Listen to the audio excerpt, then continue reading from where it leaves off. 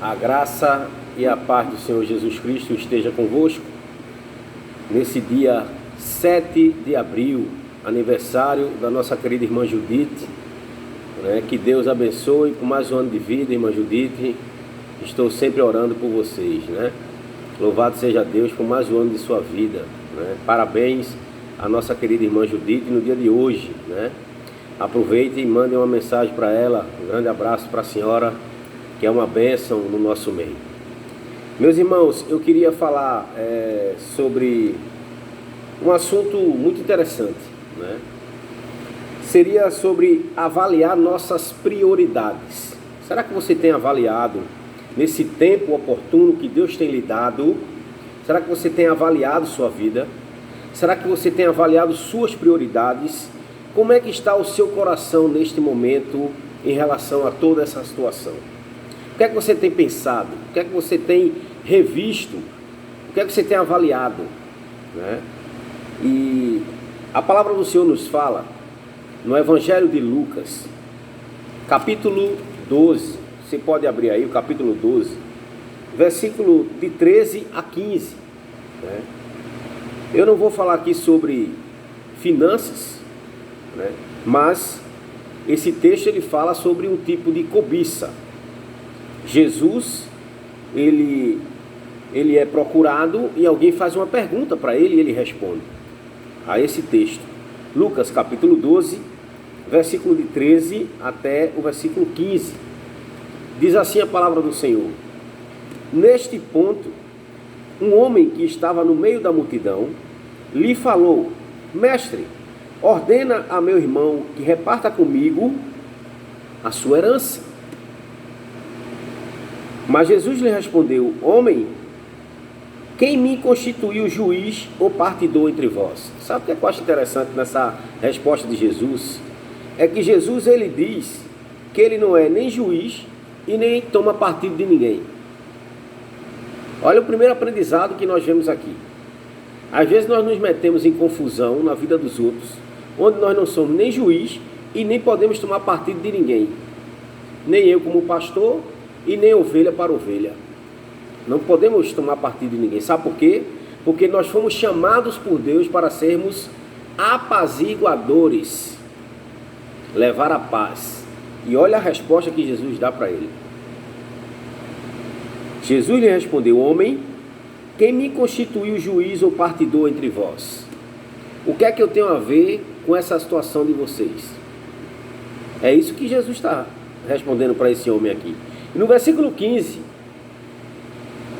então lhes recomendou o seguinte: Tende cuidado e guardai-vos de toda e qualquer avareza, porque a vida de um homem não consiste na abundância dos bens que ele possui.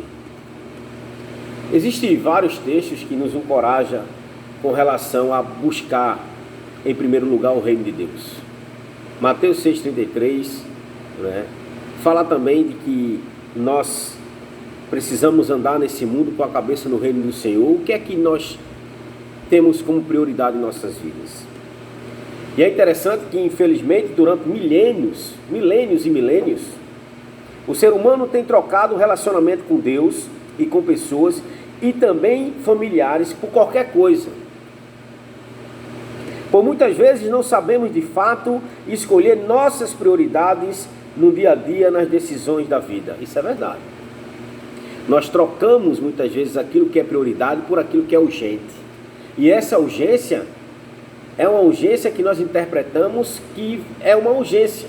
Mas na verdade nós fazemos jogos emocionais de dizer que é urgente, onde não é urgente, e torna-se uma prioridade onde não tinha necessidade de ser prioridade. É um trocadilho de repente complicado de se entender. Mas há uma diferença do urgente com a prioridade. E nós temos que tomar cuidado com isso.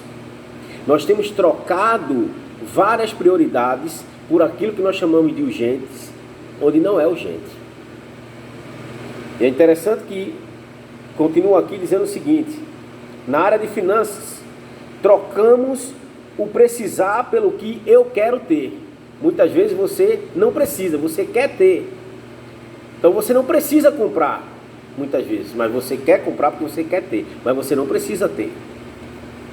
Aí ele continua aqui dizendo o seguinte: na área do perdão, de perdoar ou pedir perdão, trocamos essa importante atitude que Deus nos deixou de perdoar, de pedir perdão, de se perdoar, trocamos pelo orgulho, pela soberba e pela arrogância. Na área do priorizar a obra de Cristo, trocamos pelo trabalho, pela academia, pela preguiça ou por alguém. Na verdade, investimos nosso tempo em tudo nessa vida, menos como deveríamos priorizar mais na obra de Cristo. Daí vem as consequências. Colhemos o que plantamos de fato. O exemplo de Salomão, ao chegar ao fim da sua vida, Salomão ele faz uma análise pessoal e vê que conseguiu tudo o que para ele achava prioridade, onde na verdade não era tão importante assim. Vejamos então Eclesiastes capítulo 2, abra sua Bíblia aí em Eclesiastes capítulo 2, versículo 22 e versículo 23, nós temos uma passagem também interessante no livro de Eclesiastes. E Salomão ele diz o seguinte, Eclesiastes capítulo 2, versículo 22 e 23, diz assim a palavra do Senhor: pois que tem um homem de todo o seu trabalho e da fadiga do seu coração, em que ele anda trabalhando debaixo do sol. Ele faz uma pergunta: porque todos os seus dias são dores, e o seu trabalho desgosto, até de noite não descansa o seu coração. Também isto é vaidade, ou seja, não vale de nada. É interessante que eu já vi frases que nós gastamos todo o tempo de nossa vida trabalhando, e chega uma época que nós vamos gastar tudo que nós juntamos em estar comprando medicamentos para a nossa saúde. É interessante demais isso e preocupante. Nós devemos fazer esta análise em nossas vidas, ver realmente se Deus e sua obra têm sido realmente prioridade em nossas vidas, se coisas ou alguém estão nos tirando da comunhão com Deus. Esteja certo de que suas prioridades estão desfocadas do centro da vontade do seu Criador. Se alguém ou algo está tirando Deus da sua vida, é porque essa prioridade está desfocada na sua vida. O pastor Rick Warren, no seu famoso livro Uma Vida com Propósito, na qual algumas pessoas estão até estudando aqui na igreja, já foram formados grupos.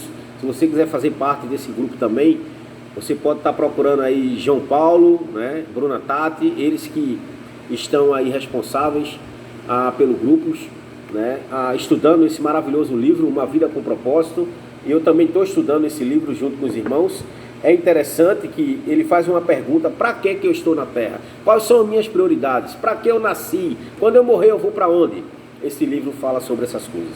E o pastor Rick Warren, ele faz uma pergunta muito interessante no capítulo 6, né?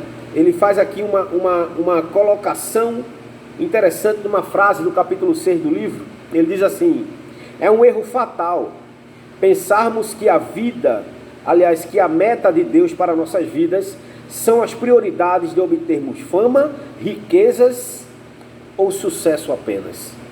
Não foi só para isso que Deus nos fez. Eu vou repetir. É um erro fatal pensarmos que a meta de Deus para nossas vidas são as prioridades de obtermos fama, riqueza e sucesso apenas. Muito pelo contrário. É por isso que na morte há mais reflexão sobre a vida do que nas festas e comemorações. O livro de Eclesiastes também fala sobre isso. Na hora da morte de um ente querido, de alguém, de um amigo, nós começamos diante do caixão, diante dos velórios da vida, dos cultos fúnebres, a pensar, a refletir realmente o que é prioridade para nossas vidas. É nessas horas que nós pensamos. Mas nas festas, nas comemorações, nós não conseguimos pensar. E ele continua aqui dizendo o seguinte: é por isso que na morte há mais reflexão sobre a vida do que nas festas e comemorações. Pois na morte você não irá embora de casa, preste atenção. Se você morreu em Cristo Jesus, na morte, você está voltando para a sua verdadeira casa, para os braços do Pai. Portanto, seu tempo neste mundo não será toda a história de sua vida aqui. Você terá que esperar chegar ao céu para conhecer o resto da sua história. Portanto, avalie sua vida hoje. Veja e reveja as suas prioridades. Pergunte para si mesmo. Pergunta número 1. Pelo que ou por quem eu tenho corrido tanto? Pare para pensar um pouco na sua vida. Pelo que ou por quem você tem corrido tanto? Será que tem valido a pena? Pergunta número 2. Será que o que tenho feito na minha vida tem trazido glória para Deus? Ou será em vão? A palavra do Senhor diz que aquilo que eu ligar na terra será ligado no céu.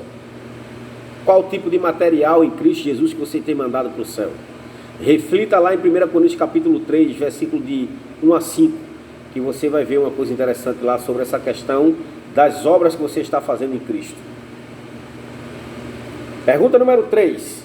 Nos meus relacionamentos com o meu pai, com minha mãe, com meus irmãos, na obra de Cristo, com meus filhos, com a minha família no geral, amigos, com Deus principalmente, tem trazido honra para Cristo?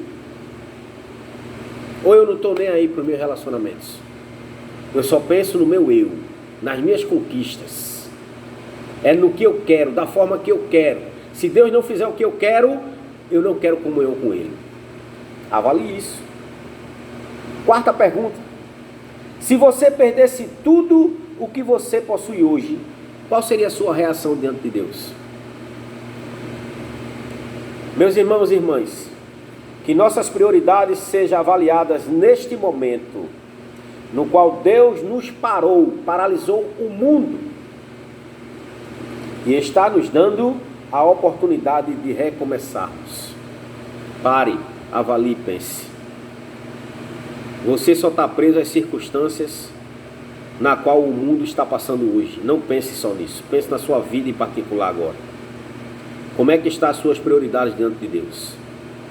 Será que você tem tido realmente tempo com a palavra de Deus? Será que de fato, realmente você tem buscado a vontade de Deus para a sua vida? Como é que estão as prioridades do centro da vontade de Deus para a sua vida? Avalie, se reavalie. Eu queria terminar deixando para mim e para você o Salmo 90, 12, conhecido também. E tem aqui um conselho no Salmo 90, 12, na qual serve para mim e para você. Preste atenção. Salmo capítulo 90, versículo 12. Começa assim: ensina-nos a contar os nossos dias, para que alcancemos um coração sábio. Ensina-nos quem? Ensina-nos, Senhor. Você está disposto a aprender?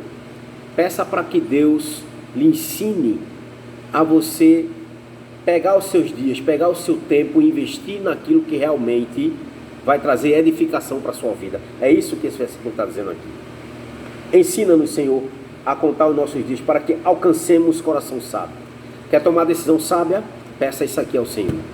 Que Deus vos abençoe e que você tenha realmente um dia abençoado, uma noite abençoada.